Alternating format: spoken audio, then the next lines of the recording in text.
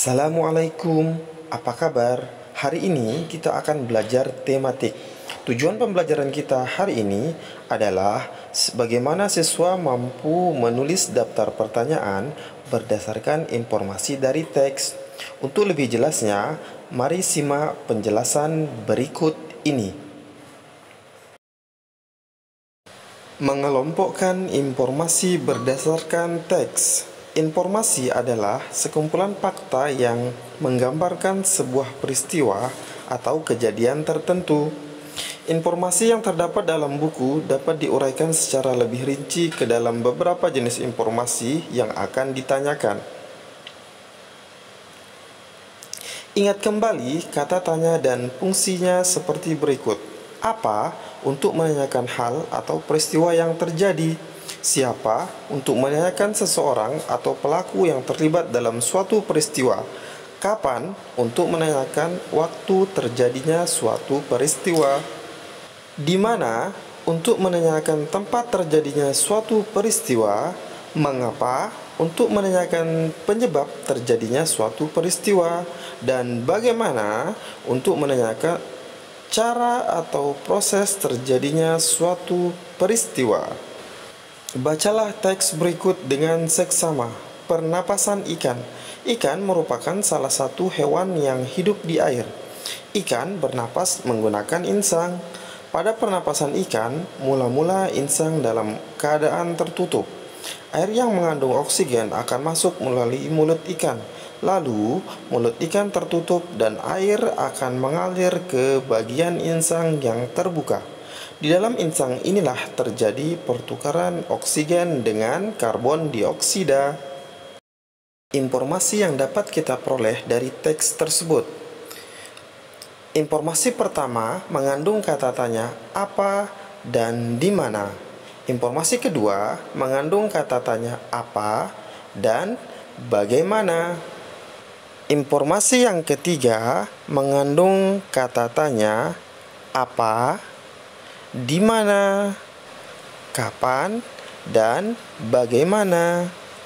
Selanjutnya, menulis daftar pertanyaan berdasarkan informasi teks.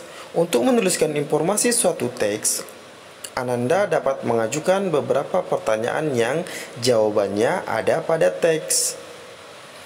Bacalah teks berikut. Bronkitis adalah penyakit peradangan pada bronkus atau saluran yang mengalirkan udara ke paru-paru. Bronkitis dapat disebabkan oleh serangan virus, bakteri, atau menghirup zat-zat kimia, misalnya asap rokok dan asap polusi kendaraan. Bronkitis juga dapat terjadi karena komplikasi penyakit lain, seperti influenza dan campak. Gejala-gejala penyakit tersebut yaitu batuk, berdahak, demam ringan, dan cepat lelah. Dari teks tersebut, Ananda dapat membuat daftar pertanyaan seperti berikut. Apa yang dimaksud dengan penyakit bronkitis? Jawabannya, bronkitis adalah penyakit peradangan pada bronkus atau saluran yang mengalirkan udara ke paru-paru.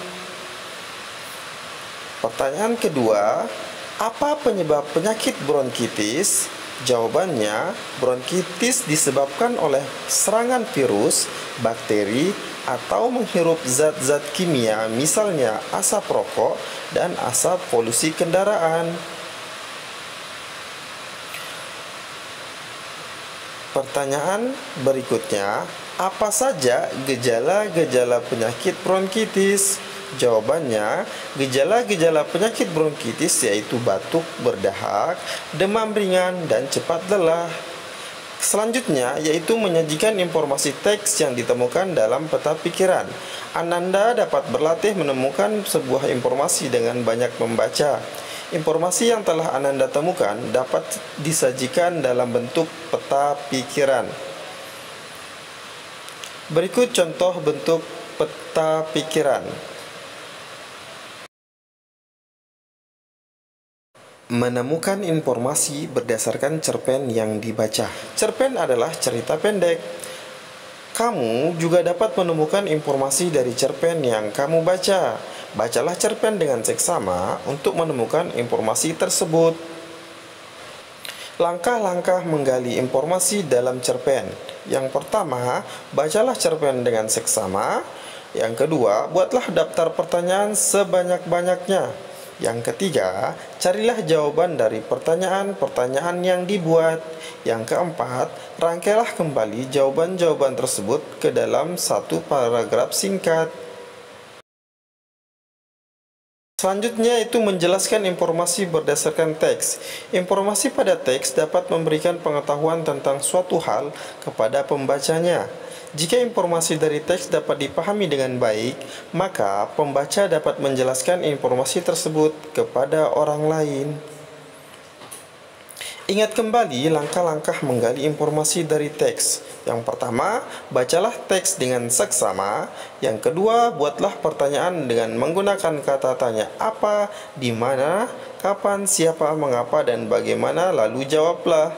Yang ketiga, tulislah dalam bentuk peta pikiran. Nah, itulah materi untuk hari ini. Semoga bisa dipahami dengan baik. Sekian, wassalamualaikum.